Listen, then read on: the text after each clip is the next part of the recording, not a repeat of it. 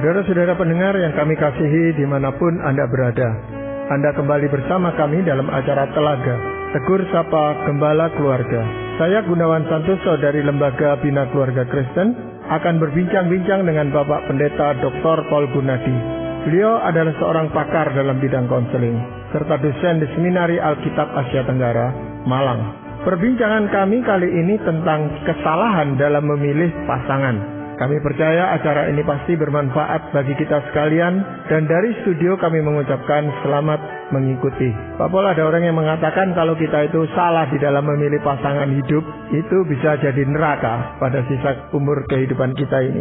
Tetapi dengan banyaknya pilihan, makin sulit sekarang ini orang menentukan pilihan. Lalu ada yang bersikap pasif dan berkata, jodoh di tangan Tuhan. Nanti bagaimanapun juga Tuhan pasti akan memberikan kalau memang menghendaki saya menikah. Nah, sikap-sikap seperti ini menurut Pak Paul bagaimana, Pak? Memang kadang-kadang ya ada orang yang berpikiran pendek ya Pak Gunawan. Ya udahlah, serahkan kepada Tuhan tanpa merasa bertanggung jawab untuk melakukan bagiannya. Nah, Tuhan nggak mau ya kita itu tuh menjadi orang yang sembarangan dalam memilih pasangan. Sebab Tuhan juga nggak mau kita ini sembarangan dalam hidup, bukan hanya dalam memilih pasangan.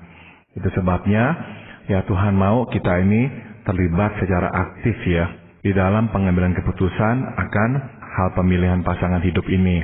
Nah, kita ini mesti berhati-hati Pak Gunawan, sebab yang terjadi adalah sekarang ini begitu banyak ya pernikahan yang berakhir dengan kegagalan atau perceraian.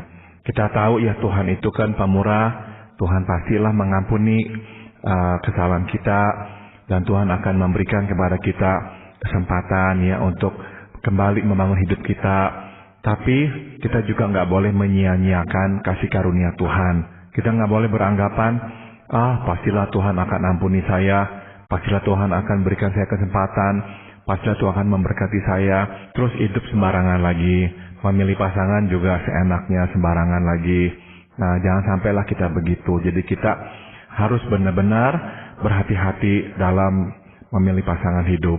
Ya, karena pada pikiran mereka, Pak Paul, lahir, lalu menikah, cerai, dan sebagainya itu sudah memang digariskan ditakdirkan oleh Tuhan seperti itu. Jadi ya, mereka berkata, ini saya sulit menentukan pilihan ini gitu Pak Paul. Ya, memang kita ini perlu berserah kepada Tuhan. Tapi juga Tuhan menyerahkan tanggung jawab kepada kita ya untuk menjalani hidup ini dengan bijaksana. Nah, maka ya saya kira kita perlu mengangkat topik ini ya, yaitu melihat kesalahan yang dilakukan orang pada umumnya dalam memilih pasangan hidup. Yang mudah-mudahan lewat pembahasan ini kita belajarlah jangan sampai mengulang kesalahan yang sama. Ya, tadi Pak Paul katakan mengulang kesalahan yang sama. Apakah kalau kita salah di dalam memilih pasangan hidup itu, lalu kemudian kita bisa mendapat kesempatan lain lagi untuk memilih lagi, Pak Paul? Menurut saya begini Pak Gunawan, kalau kita memang berbuat kesalahan dan kita sadari pernikahan kita ini kok keliru nih ya. Nomor satu yang kita harus lakukan udah tentu adalah berusaha membereskannya. Kita nggak boleh berkata dengan gampangnya, ya keliru, ya udahlah saya ceraikan, saya mulai lagi dengan yang baru. Nggak bisa begitu ya. Kita selalu harus bertanggung jawab menanggung akibat perbuatan kita. Dalam segala hal Tuhan menginginkan kita menjadi orang yang dewasa. Nah, sudah tentu dalam hal pernikahan juga sama.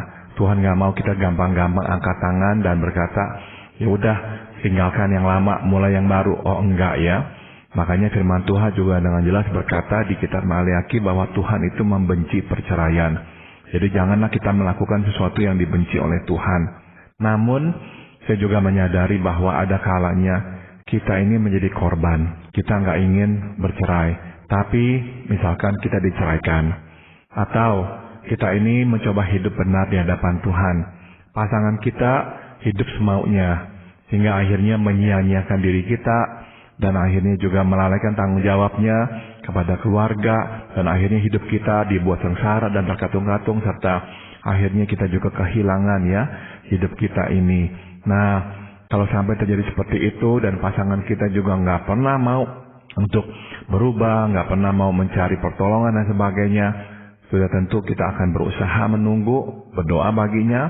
Nah, kalau memang pada akhirnya pernikahan ini nggak bisa diselamatkan dan memang kita harus memulai sesuatu yang baru, dalam hal seperti itu, barulah saya secara pribadi akan berkata, oke, engkau telah melakukan tanggung jawabmu, engkau telah berusaha, tapi pasanganmu nggak mau dan terus berbuat seperti itu, nah pilihanmu sekarang memang yang terbatas. Jadi sekali lagi, saya nggak mau orang dengan gampangnya berkata, ya udah angkat tangan, pokoknya pisah cari yang baru. Enggak ya, bukan cara Tuhan ya menyelesaikan masalah, sebab cara Tuhan adalah cara kita bertahan, cara kita berusaha, dan cara kita terus berharap kepada Dia. Apa di dalam Alkitab, apakah ada contoh nyata gitu, bahwa seseorang yang salah di dalam memilih pasangan itu hidupnya menderita, Pak Paul? Sebetulnya ada, Pak Gunawan, dan ini yang akan kita jadikan sebagai topik bahasan kita, yaitu Simson, Pak Gunawan. Nah, mungkin di antara semua hakim yang pernah memerintah Israel, Simson adalah figur yang paling perkasa ya, dan paling khusus. Kekhususannya itu berawal bahkan sebelum ia dilahirkan. Nah, coba saya sebutkan setidaknya ada 4 kekhususan Simson. Yang pertama ya, secara khusus Tuhan mengirim malaikatnya untuk memberitakan ihwal kelahiran Simson kepada orang tuanya.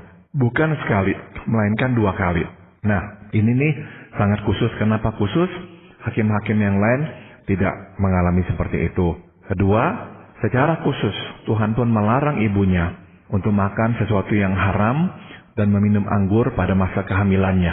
Ini khusus, karena ibu-ibu dari hakim-hakim yang lain tidak mendapatkan perintah ini. Ketiga, secara khusus Tuhan mengharuskan Simson untuk memelihara rambutnya sebagai pertanda bahwa ia adalah Nazir Allah, orang yang telah Tuhan pisahkan untuk melakukan kehendak Allah. Nah, hakim-hakim Israel yang lain tidak mendapatkan perintah ini. Dan yang keempat, secara khusus Tuhan mengaruniakan Simson dengan kekuatan fisik yang luar biasa besar. Dan hakim-hakim yang lain tidak ada yang mendapatkan karunia keperkasaan seperti Simson.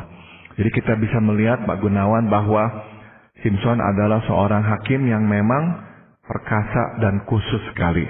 Tapi nanti kita akan lihat bahwa ya akhirnya ini semuanya nih seolah-olah tidak ada artinya.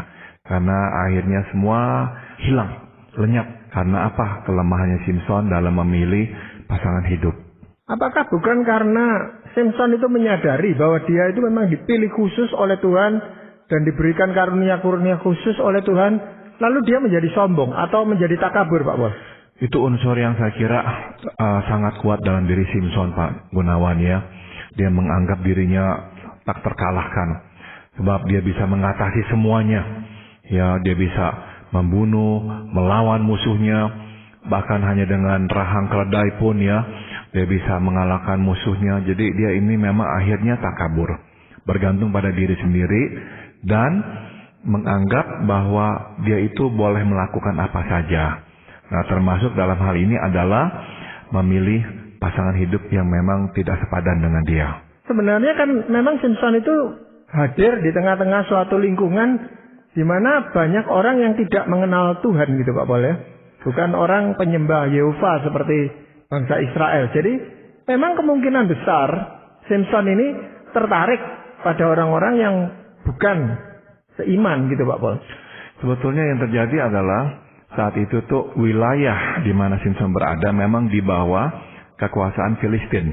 Namun sebetulnya wilayah Filistin itu hanyalah sebagian dari wilayah tanah yang Tuhan janjikan, yaitu tanah Kanaan, di mana ditempati oleh suku-suku Israel. Jadi sebetulnya saat itu yang mayoritas adalah tetap orang Israel, yang minoritas adalah orang-orang Filistin.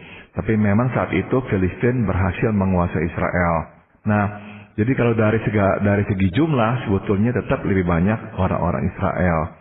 Jadi sama seperti kita tahu belakangan di abad pertama dan seterusnya, Israel di bawah kekuasaan Romawi. Nah, sudah tentu jumlah rakyat yang ada lebih banyak orang-orang Israel ketimbang orang-orang dari Roma. Namun ini tetap di bawah kekuasaan Romawi. Nah, saat itu memang Simson itu tuh adalah warga jajahan. Jadi memang dia secara pribadi mempunyai dendam kesumat lah kepada penjajahnya, yaitu orang-orang Filistin. Nah, tapi akhirnya memang dia tertarik dengan perempuan-perempuan Filistin. Dan ini nih yang menjadi sesuatu yang dapat ya disesalkan dah. Semua kekhususan dan keperkasaannya yang luar biasa, lumat bukan di bawah pedang, melainkan di bawah tangan perempuan, Pak Gunawan.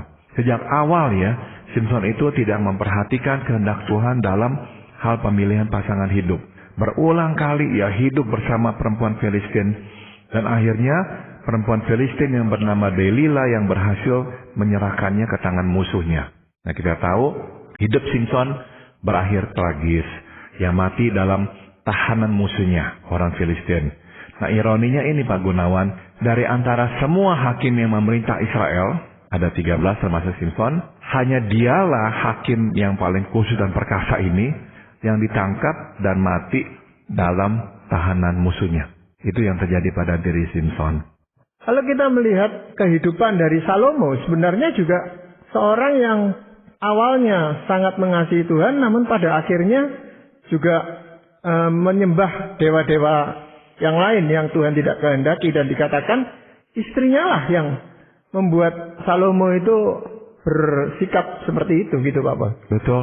Jadi Salomo juga adalah ya contoh yang lain ya Pak Gunawan, di mana seseorang yang sejak muda menyembah dan melayani Tuhan Allah yang hidup, pada akhirnya yang menyembah dewa-dewa yang disembah oleh para istrinya yang memang berasal dari bangsa-bangsa yang menyembah dewa-dewa.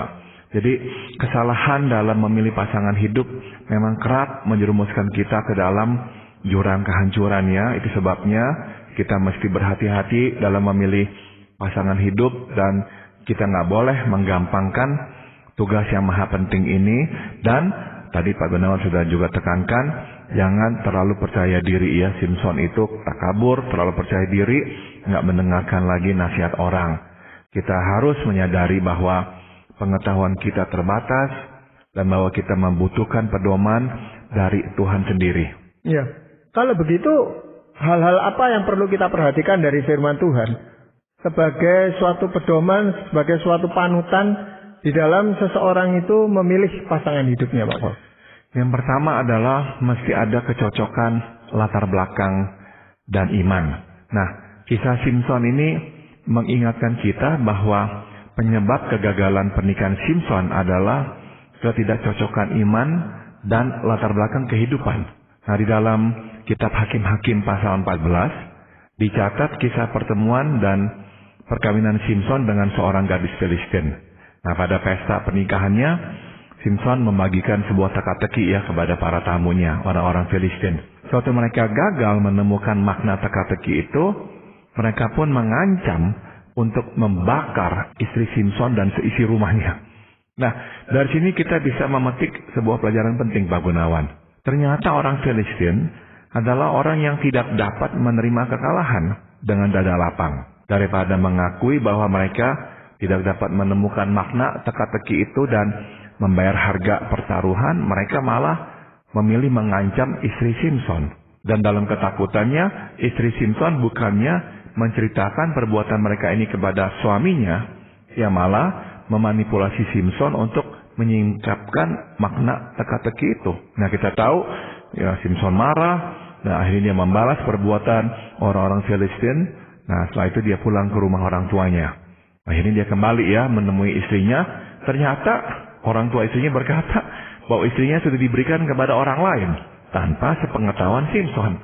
Jadi kita bisa melihat di sini Pak Gunawan, dengan begitu mudahnya ayah si perempuan itu memberikan putrinya kepada laki-laki lain, padahal saat itu yang masih terikat dalam pernikahan dengan Simson. Nah, dari sini kita bisa melihat perbedaan latar belakang ya antara Simson dan orang-orang Filistin, yang akhirnya bukan saja menimbulkan kesalahpahaman tetapi juga perceraian.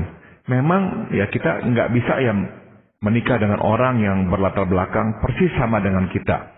Sudah tentu ada perbedaan lah di antara kita. Sungguh pun demikian, kita seharusnya ya sedapatnya lah berusaha mencari pasangan yang berlatar belakang paling serupa dengan kita. Kenapa? Alasannya sangat sederhana ya. Latar belakang membentuk cara pikir dan cara hidup seseorang. Ya, kalau kita melihat Simson, Pak Paul ya, sebenarnya sejak awal Tuhan itu sudah mengingatkan Simson melalui peristiwa itu toh, bahwa ini bukan pasangan yang cocok buat Simson. Tetapi terus berlarut-larut dan dia memendamkan diri dalam persoalan ini.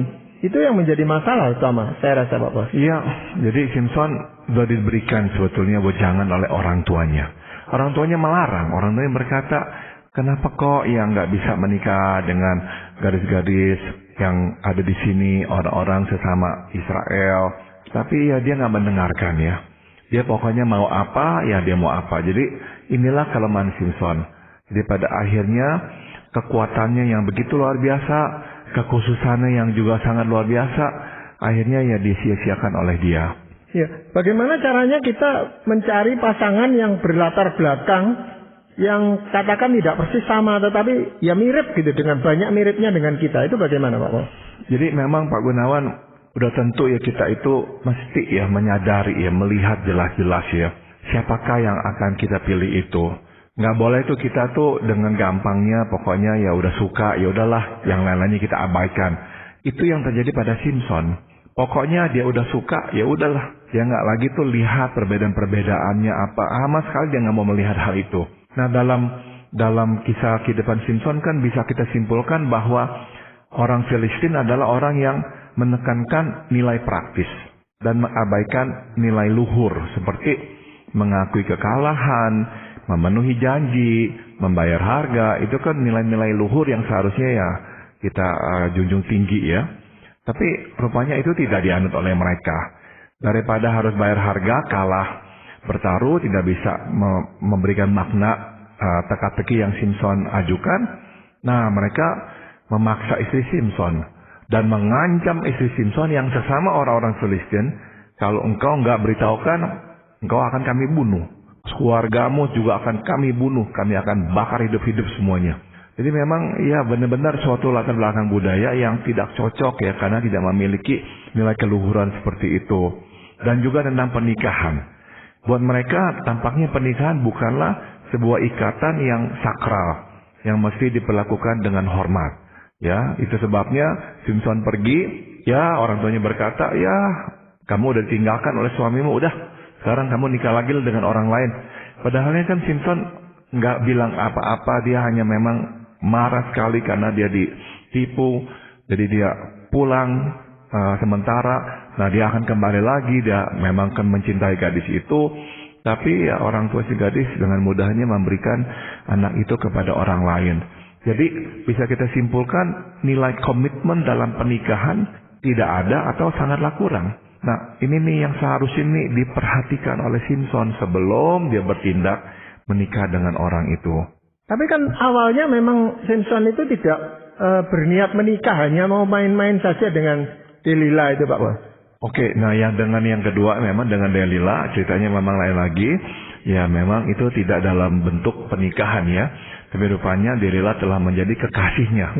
Sehingga ya Simpson itu bermalam di rumahnya bersama-sama dengan dia. Jadi rupanya Simpson ya kalau kita gunakan istilah sekarang ya tinggal bersamalah dengan Delila itu. Ya tapi itu pun bukan orang Israel juga gitu Pak Paul ya?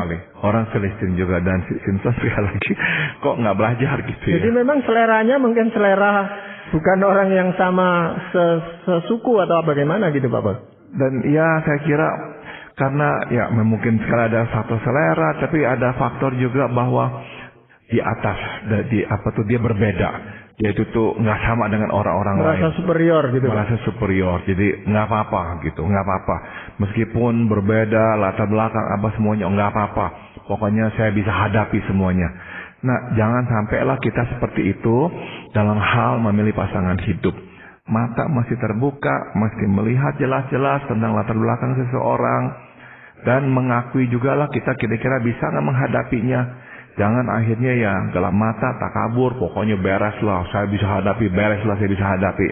Akhirnya jadi berantakan seperti yang dialami oleh Simpson. Ya jadi masalahnya bukan sebangsa atau sesuku Pak Paul, tetapi pandangan atau nilai-nilai yang dianut ini yang berbeda nih. Tepat sekali Pak Gunawan. Jadi memang ada hal yang mendasari ya semua ini, yaitu nilai-nilai, keyakinan. Nah, dan semua ini udah tentu berkaitan dengan iman yang dianut ya. Orang Israel memiliki hukum Allah yang dengan jelas menjabarkan kehendak Allah. Allah telah mengirimkan para nabinya kepada orang-orang Israel sebagai panduan ya, supaya mereka tahu apa tuh yang menjadi kehendak Allah. Nah, kehidupan mereka diatur oleh perintah Allah dan mereka pun berusaha menempatkan perintah Tuhan di atas kehendak pribadi. Nah, sebaliknya, orang Filistin menyembah dewa-dewa yang adalah buatan manusia. Hasil mereka sendiri yang menetapkan apa yang dianggap baik dan apa yang harus dilakukan. Jadi dengan kata lain, mereka berada di atas peraturan yang dibuat ya. Jadi sebabnya mereka itu sanggup melakukan hal-hal yang menguntungkan diri sendiri tanpa ragu merugikan orang lain. Sebab ya memang ya mereka sendiri nggak mendapatkan ya perintah Allah. Mereka yang membuat, menciptakan patung-patung itu dan mereka menyembahnya. Jadi ya mereka yang ciptakan sendirilah aturan-aturannya. Nah, ini yang terjadi. Tapi sekali lagi sayang Simson nggak melihat hal itu. Dia pokoknya nggak pusing. Orang itu percaya kepada dewa-dewa, apa kayak nggak pusing. Nggak menyembah Allah yang hidup, ya nggak pusing. Pokoknya aku mau, aku harus dapatkan. Nah, akhirnya dia kejeblos dan hidupnya berakhir dengan tragis. Ya, jadi sebenarnya unsur kesamaan iman di dalam pernikahan itu sangat penting gitu Pak Bos. Betul sekali Pak Gunawan ya. Pernikahan memang mesti didasarkan atas kecocokan iman dan latar belakang. Sebab semua tindakan dan keputusan yang kita buat dipengaruhi oleh iman dan latar belakang. Di dalam kesesuaian iman bukan saja kita akan dapat menyelaraskan perbedaan, kita pun akan dapat berpadu ya, melakukan kehendak Tuhan dan membawa kemuliaan bagi namanya. Tidak heran ya di 1 Korintus 7 ayat 39 firman Tuhan berkata, ia bebas menikah dengan siapa saja yang dikehendakinya, asalkan orang itu adalah seorang yang percaya. Ya, saya berterima kasih sekali Tuhan memberikan kepada saya seorang istri yang sepadan dengan saya Pak Gunawan. Jadi saya ini misalkan ya setiap tahun saya pulang ke Indonesia 2 kali, selama 6 minggu setiap kali saya pulang. Tapi istri saya mendukung saya, meskipun dia harus kehilangan saya untuk waktu yang agak lama, tapi dia mendukung. Dia mendoakan saya dan dia selalu mendorong saya. Kenapa? Karena ya kami berdua sehati, seiman, sevisi, sepandangan. Kami bisa melihat bahwa ada hal yang harus dikerjakan ya buat pekerjaan Tuhan. Jadi nggak apa-apa kita berkorban. Nah ini sekali lagi hanya dimungkinkan jika memang ada kesehatian dan keseimanan. Nah, apakah orang yang sudah seiman, Pak Boleh, yang mempunyai kesamaan iman, itu latar belakangnya juga pasti akan sama gitu Pak Bos? Wah, ini pertanyaan yang bagus sekali Pak Gunawan, dan jawabannya sudah tentu adalah tidak ya. Ternyata ya latar belakang kehidupan akan membedakan cara berpikir kita dan gaya hidup kita, kebiasaan-kebiasaan hidup kita. Jadi meskipun ya kita ini mempunyai kecocokan iman, kita tetap harus melihat perbedaan-perbedaan gaya hidup dan cara pikir kita. Mesti kita lihat apakah bisa disatukan apa tidak ya. Kalau misalkan gaya hidupnya terlalu berbeda, akhirnya juga susah. Misalnya nih ya, ada orang yang terbiasa irit ya. Dia nggak akan sembarangan mengeluarkan uang. Semua dipikirkan baik-baik. Jangan sampai akhirnya nanti kedodoran ya. Tapi ada orang yang berkata, enggak, saya terbiasa hidup seperti ini ya. Saya biasa beli baju bermerek, sepatu bermerek, dan bisa mengeluarkan uang yang sangat besar untuk hal-hal seperti itu. Mungkin saja dua-duanya mempunyai iman yang sama. Tapi ternyata latar belakang yang berbeda menciptakan juga nilai-nilai yang nggak sama. Dan gaya hidup yang juga berlainan. Sehingga akhirnya nanti mereka sering konflik urusan ini uang. Yang satu berkata, kamu kok boros bener, ini nggak perlu. Beli yang ini aja udah cukup. Yang satu berkata, kamu kok terlalu hemat. Kamu kok nggak bisa menikmati hidup. Akhirnya jadinya nggak pernah rukun. Jadi betul Pak Gunawan tadi udah bicara, mesti juga mencocokkan latar belakang. Tapi kalau dalam hal iman sudah berbeda, apakah pasti latar belakang itu akan berbeda juga gitu Pak Mas? Nggak sepenuhnya juga Pak Gunawan, sebab kalau misalkan kita memang berasal dari lingkup yang sama, gaya hidup kita mirip-mirip, udah tentu latar belakang kita juga akan lebih mirip. Ya, hal-hal yang kita anggap penting, dengan apa yang dianggapnya penting bisa jadi memang lebih sama ya. Jadi nggak menjamin kalau kesamaan iman pasti latar belakang sama, atau sebaliknya, kalau latar belakang sama, pasti kesamaan iman. Jadi dua-dua mesti diperhatikan dengan baik. Jadi apa sebenarnya alasan Tuhan itu memerintahkan kita atau menghendaki supaya kita itu menikah dengan orang yang seiman gitu Pak Paul? Di 2 Korintus pasal 6 ayat 14 Tuhan berkata dengan sangat jelas ya, janganlah kamu merupakan pasangan yang tidak seimbang dengan orang-orang yang tak percaya. Sebab persamaan apakah yang terdapat antara kebenaran dan kedurhakaan, atau bagaimanakah terang dapat bersatu dengan gelap? Jadi memang Tuhan menghendaki kita menikah dengan sesama orang yang percaya pada Tuhan kita Yesus Kristus adalah karena kita adalah orang-orang yang Dia telah tebus. Kita adalah orang-orang yang telah memiliki terang dalam hidup kita. Maka Dia juga mau kita bersama dengan orang yang juga memiliki terang itu pula. Ya, tapi sebenarnya orang-orang agama yang lain atau kepercayaan yang lain juga menghendaki supaya umatnya ini menikah dengan orang yang seiman dengan mereka gitu Pak Paul. Dan saya yakin juga dengan alasan yang sama ya Pak Gunawan, sebab saya kira yang lain pun akan berkata, ya bukankah kesamaan iman itu juga dapat menolong memadukan dua pribadi ini. Dua pribadi sudah tentu syarat dengan perbedaan. Jadi kalau bisa ya jangan ditambah lagi lah dengan perbedaan yang lebih bersifat hakiki itu. Jadi memang pada umumnya ya kita menghendaki yang sama agar bisa memang lebih mudah nanti memadukan diri kita, dan terutama ya menurut iman kita ini supaya pernikahan kita menjadi pernikahan yang diberkati Tuhan dan nanti dipakai Tuhan menjadi berkat buat sesama kita. Iya, Pak Paul, perbincangan ini memang masih belum selesai. Jadi kita akan lanjutkan pada perbincangan yang akan datang, faktor-faktor yang bisa membuat kita itu salah di dalam memilih pasangan. Tapi untuk kali ini banyak terima kasih Pak Paul untuk perbincangan ini.